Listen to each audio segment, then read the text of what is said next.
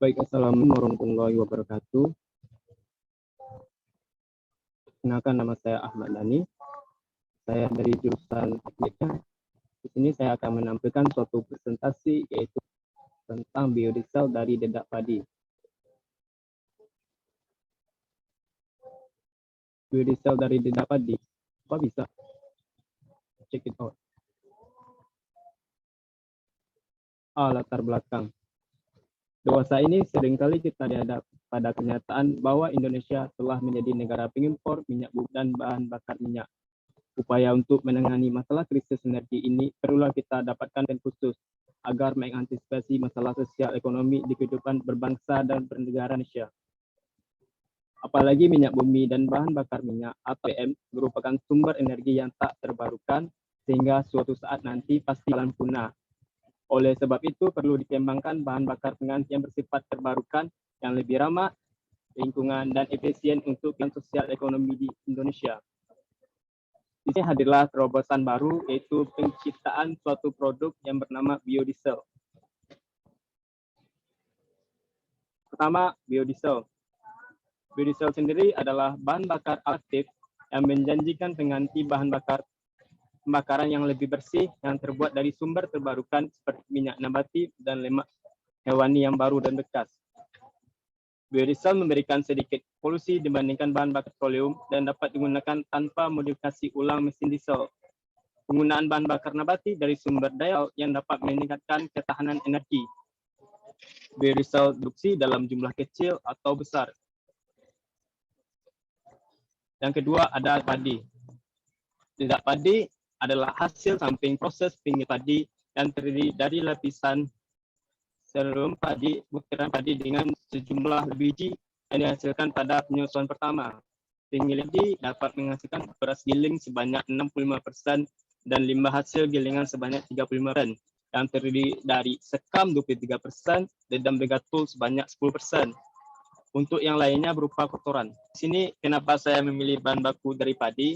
Karena produk padi di Indonesia sendiri cenderung meningkat tahun ke tahunnya. Dari hasil penggilingan lah ditemukan terobosan baru yaitu dedak padi, di mana dedak padi sendiri harganya relatif murah, mudah diperoleh, dan penggunanya tidak bersaing dengan manusia. Kandungan dedak padi sendiri memiliki gizi yang tinggi dikarenakan asam lemak bebas yang berkisar 4-8%. Lalu komponen aktif biologis dan komponen-komponen antioksidan. Yang B ada diagram alir. Proses produksi biodiesel dari dedak padi ini, pertama raw material padi, yang kedua proses ekstraksi, yang ketiga proses penyaringan atau ampas dedak, yang keempat proses esterifikasi atau asam, yang kelima proses transesterifikasi atau basa.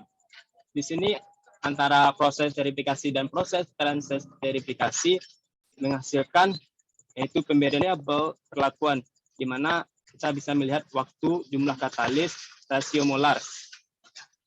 Dari proses esterifikasi menghasilkan pengendapan, di mana menghasilkan lapisan atas yang kita ambil, di mana ada dua lapisan, yaitu ada lapisan metil ester dan gliserol. Selanjutnya pengeringan, dan terakhir biodiesel sendiri. Yang ketiga ada tantangan. Nantinya yang akan menjadi tantangan bagi proses penciptaan biodiesel ini itu selain tingginya kadar biodiesel dan proses produksi yang masih meninggalkan jejak karbon, dan bagaimana menjaga kualitas biodiesel ini nantinya, dan dari sumber bahan baku yaitu berupa dedak padi yang memiliki kandungan asam lemak bebas yang cukup tinggi sehingga membutuhkan katalis asam gen, dan diperlukannya riset teknologi dan perlunya penetapan harga pasar biodiesel dari dedak padi ini dan pelatihan-pelatihan kepada masyarakat dalam pembuatannya. Yang kedua ada analisa SWOT. Pertama S, keunggulannya yaitu pertama memiliki sumber daya alam yang melimpah, energinya bisa terbarukan.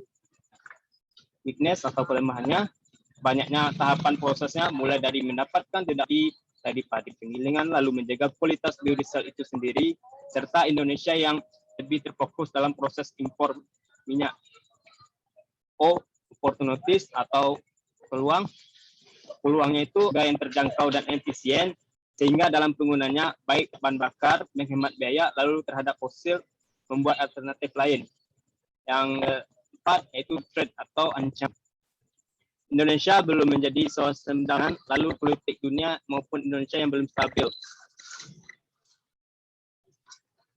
Terakhir, ada kesimpulan. Di zaman sekarang, keberadaan biodiesel sangat dibutuhkan dan berharap adanya kajian lebih mendalam dikarenakan biodiesel merupakan energi yang terbarukan dengan efisien dan harga terjangkau. Biodiesel itu tidak hanya dapat dari bahan baku kelapa sawit, akan tetapi bisa juga dari tidak padi yang telah melalui proses-proses tahapan. Di Indonesia sendiri, sumber bahan bakunya melimpah, sehingga memberikan peluang dan tantangan bagi generasi sekarang dalam proses pengembangan dan kajian lebih mendalam lagi terhadap biodiesel dari tidak padi ini. Kelima, yaitu daftar pustaka. Baiklah, mungkin hanya itu yang saya akan sampaikan. Nanti link YouTube-nya yang di